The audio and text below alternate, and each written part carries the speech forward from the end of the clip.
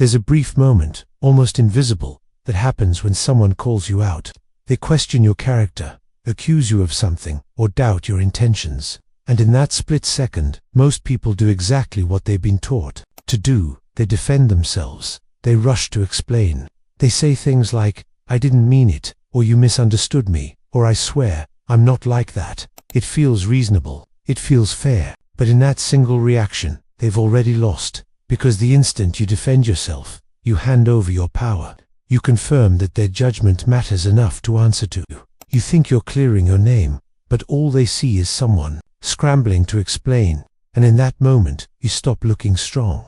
You start looking guilty. Machiavelli understood something most people never will. When you explain yourself, you place yourself below the person questioning you. You shift the frame in their favor.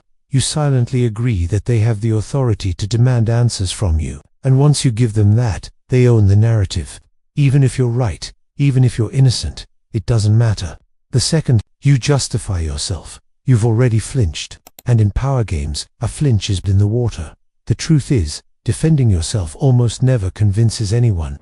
People don't remember your explanation. They remember that you had to give one. The strongest move isn't to fight the accusation. It's to let it die on its own. Silence, stillness, composure, these things unsettle people more than any argument could. When you refuse to react, you create a tension they can't stand. They expected you to panic. They wanted to see you squirm. Instead, you sit there, calm and unshaken, and suddenly they're the ones who look unstable. They start repeating themselves, over-explaining, trying harder to provoke you. But every word they say only makes them look more emotional while you stay perfectly still. People watching don't focus on the accusation anymore. They focus on who's composed and who's spiraling. And without doing anything, you've flipped the entire frame. Think of the most powerful people you've seen in your life. Not the loud ones, not the ones who argue and plead their case. The ones who say almost nothing. The ones who stare calmly while others lose control.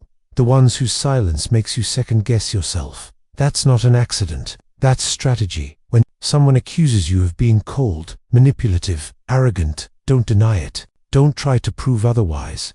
Look at them with quiet detachment and say, if that's how you see it, that simple, neutral response is devastating.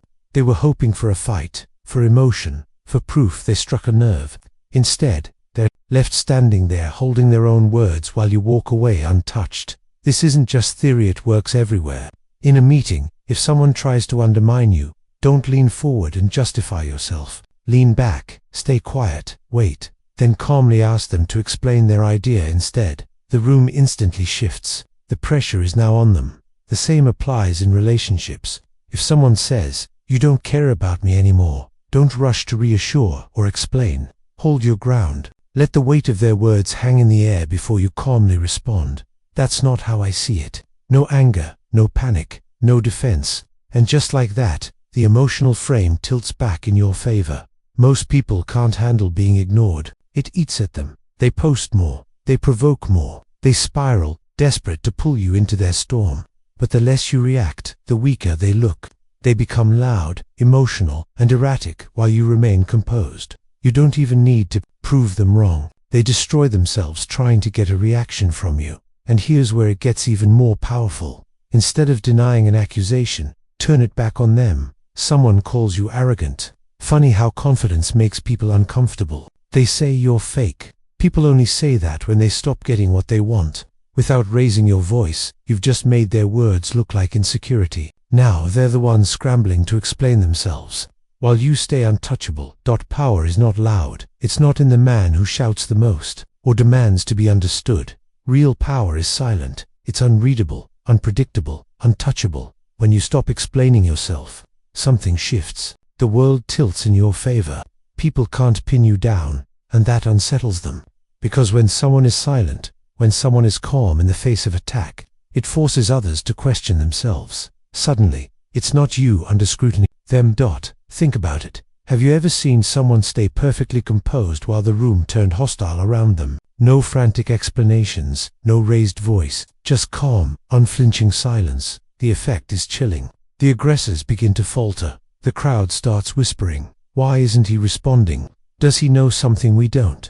And in that moment, You become untouchable not because you fought back, but because you didn't. This isn't new. Niccolo Machiavelli, the mind behind The Prince, understood it 500 years ago. The man who explains himself submits. When you rush to justify your every move, you place yourself beneath others. You give them the frame. You play their game. And in doing so, you lose power before you even realize it. But the man who says nothing, the man who refuses to explain himself, he bends the world around him, because silence is dangerous. Even Marcus Aurelius, the Stoic emperor, mastered this. His enemies called him cold, detached, unreadably, and that was precisely the point. When you are too calm to be provoked, too still to be moved, you send one message loud and clear: I am in control, not you. People mistake silence for weakness, but in truth, silence is a weapon sharpened by restraint. And here's the strangest thing. When you stop defending yourself, something almost magical happens. Other people start defending you, for you. Picture this: an accusation is thrown your way. You don't flinch, you don't reply, you don't even blink. Someone else steps in. That was uncalled for. He didn't even respond, and you're still going. Without saying a word, you've turned the crowd into your shield. You've made silence your armor. This is how you build presence. Not by arguing with everyone who doubts you, not by begging to be understood, but by being so calm, so unbothered, that people start filling in the blanks themselves. They assume you must be confident, you must be strong, you must be dangerous to remain that composed. Their minds create the story for you, and that story is always more powerful than anything you could have said aloud. Sun Tzu, in The Art of War, wrote, "Appear weak when you are strong, and strong when you are weak." But the greatest move of all is to appear unreadable. No weakness, no strength, just silence, because an unreadable man is terrifying. And here's the truth: they don't want you to know. Most people live for validation. They want to be seen, understood, agreed with. They explain themselves endlessly, trying to convince the world. But when you detach from that need, you change the game entirely. The less you defend yourself, the less they know where you stand. The less they know, the more they fear you. And that fear, that's power. But why does this work? The dangerous power of silent psychology has the answer. Humans hate uncertainty. We are wired to fear what we don't understand. When we cannot predict someone, we feel uneasy. And when someone is silent, utterly calm, our minds start working overtime to fill in the gaps. What does he know that I don't? Why isn't he reacting? Is he confident, or is he dangerous? This is why silence feels heavier than words. It doesn't just hang in the air, it presses down on people. It forces them to question their own footing. And here's the truth most people miss: when others begin to doubt themselves more than they doubt you, you've already won. Why silence works: the psychological edge. Humans crave clarity. In social dynamics, when someone explains themselves, we feel secure, we can categorize them, we understand them. But the silent man, the unreadable figure, he triggers something primal. Psychologists call this the ambiguity effect, the human tendency to avoid what they cannot define. We fear uncertainty because our brains are designed to detect threats in what we can't predict. When you don't explain yourself, you become unpredictable. You step outside their map of reality, and instinctively, they tread carefully. Think of it this way: two men are accused of the same thing. The first one launches into frantic explanations, swearing innocence, over-clarifying every detail. He sounds defensive even if he's telling the truth. The second man says nothing. He looks his accuser in the eye, calm, unflinching, unreadable. The room goes quiet. Doubt shifts not toward him, but toward his accuser. Why? Because silence projects strength, even if nothing is said. Stop explaining yourself every time you rush to clarify. You hand away power. You're teaching the world that you need its approval, that its judgment matters more than your own composure.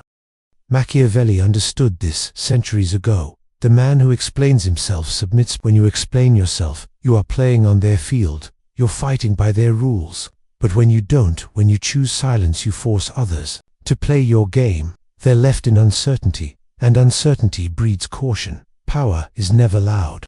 It lives in restraint. Respond with composure. Silence isn't just about saying nothing. It's about how you hold yourself when others expect you to react. When they insult you and you don't blink. When they attack you and you don't flinch. When the entire room waits for your defense and you give none. That's when silence becomes louder than any speech. This composure unsettles people more than aggression ever could. Anyone can yell, anyone can argue, but stillness, true, unshakable stillness, that is rare, and what is rare becomes powerful. Marcus Aurelius mastered this. He faced betrayal, political attacks, and enemies who wanted him dead, and yet he remained calm. His diary meditations reveals a man who didn't see attacks as threats, but as tests of his own mind. You have power over your mind, not outside events. Realize this, and you will find strength. When you reach that state, no one can touch you. Let others defend you. Here's where silence becomes almost supernatural.